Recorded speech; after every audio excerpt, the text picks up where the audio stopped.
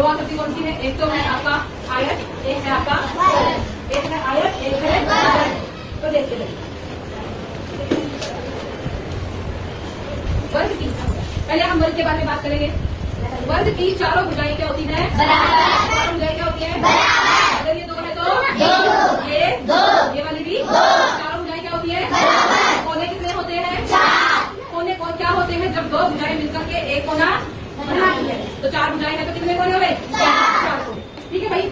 तो एक वर्ग में एक वर्ग की आकृति ऐसी होती है, एक वर्ग की आकृति ऐसी होती है, इसमें चारों भुजा बराबर होते हैं। चार कोने चारों भुजा बराबर होती है। इतनी बात समझ आई?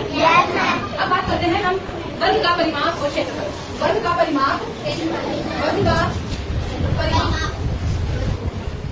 अगर आपसे प्रश्न पूछा जाता है कि वर्ग का परिमाप, ठीक है, हमने जैसा देखा क्वेश्चन आया वर्ग का परिमाप और क्षेत्रफल दोनों, तो वर्ग का परिमाप, परिमाप का मतलब होता है परि मतलब चारों, परि मतलब चारों, परि का मतलब चारों, माप मतलब चारों माप का योग क्या कहलाता है? परिमाप। जैसे ये एक भुजा है, एक भुजा है, एक बी भुजा, दूसरी है बी भुजा, सी भुजा और डी भुजा। तो चारों भुजाओं का योग क्या होगा? A plus b plus c plus b. तो 2 जमा में 2 जमा में 2 जमा में 2, कितना हो गया बच्चा परिमाप? कितना हो गया?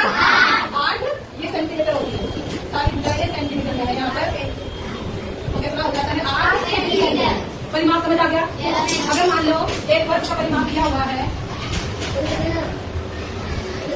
3, अगर प्रश्न पूछा से दिया होगा 3 सेंटीमीटर पीछे चांदनी, अगर ये 3 दिया हुआ तो इसका परिमाप क्या होगा? अगर ये 3 दिया हुआ है तो इसका परिमाप क्या होगा? नहीं, चांदनी बोले, चांदनी सही, वेरी गुड। कैसे? अगर ये 3 है तो ये 3 सेंटीमीटर 3 सेंटीमीटर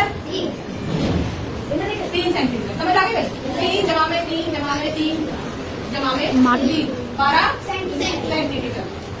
अगर हम सूत्र की बात करें इसकी, तो इसकी सूत्र का होता है 4, कितनी भुजा है? 4 भुजा, 1 4 1 या 4 भुजा, इसको 4 भुजा बोल सकते हैं। ठीक है, यहाँ पर कुछ नहीं है, इसका मतलब थोड़ा माना जाएगा। जैसे 4 और भुजा की एक गुणा में 12 सेंटीमीटर। ये तो हो गया इसका फॉर्मूला, और ये हो गया आप बेसिक तरीके से करते हो तो चारों भुजाओं का जोड़ो। परिमाप हमेशा चारों भुजाओं का कितनी भुजा की हो जोड़ो। समझ आ गई? अगर फॉर्मूले की बात करें तो 4 या 4 भुजा। समझ आ गई? अब बात करते हैं हम क्षेत्रफल की। किसकी बात करेंगे हम? क्षेत्रफल परिमाप। ठीक है भाई, अब हम बात करेंगे क्षेत्रफल। क्षेत्रफल होता है भुजा का जितना अंदर का हिस्सा। अगर मान लो मुझे इस कमरे में टाइल लगानी है, कितनी टाइल लगाओ? इस पूरे एरिया में मिट्टी बिछानी है तो कितनी मिट्टी लगाओ? तो अंदर का एरिया निकालने के लिए हमें क्या निकालना पड़ता है? क्षेत्रफल। चारों भुजाओं को अगर बाहर तार लगाना हो तो परिमाप लगाना निकालना है। अंदर का सामान नहीं निकालना है तो क्या निकालना पड़ेगा? क्षेत्रफल। क्या निकालना पड़ेगा? अगर मान लो मुझे इसके चारों तरफ लेस लगानी है तो क्या निकालू? इसके चारों तरफ मुझे लेस लगानी है।